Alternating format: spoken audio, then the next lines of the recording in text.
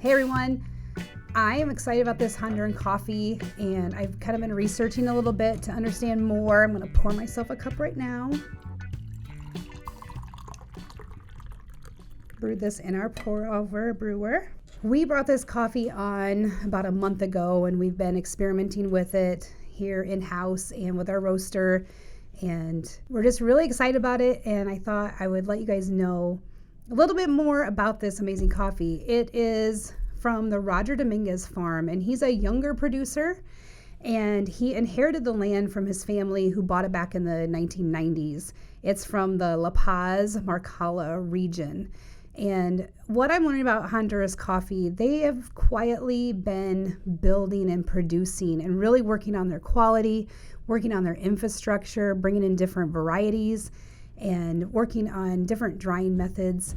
And so it's really exciting for us to get to taste this coffee that was vetted through our importer for us.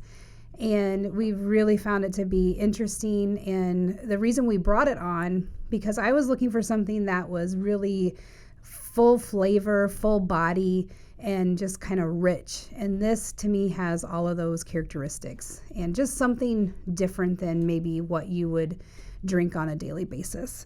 So a little bit more about Honduras coffee. Most farms there are small holder farms. They're not giant. There are definitely wealthy farmers, but there's the ability to do a lot of different micro lots there. And actually, as they've been building, Honduras is the largest exporter of coffee in their region right now. Some of the challenges, like I said, is the quality, working with different varieties, bringing different varietals in.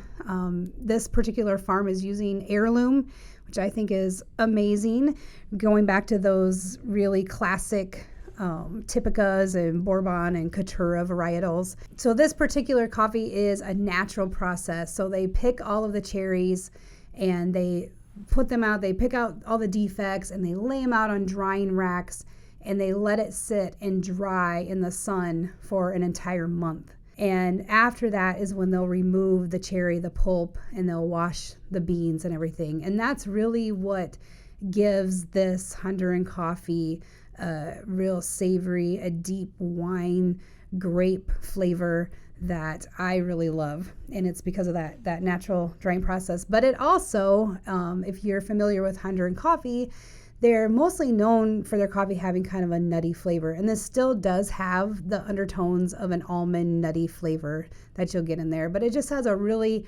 sweet, mellow finish at the end. And like I said, it's savory. It's so delicious. So I'm going to take a drink of this coffee right now.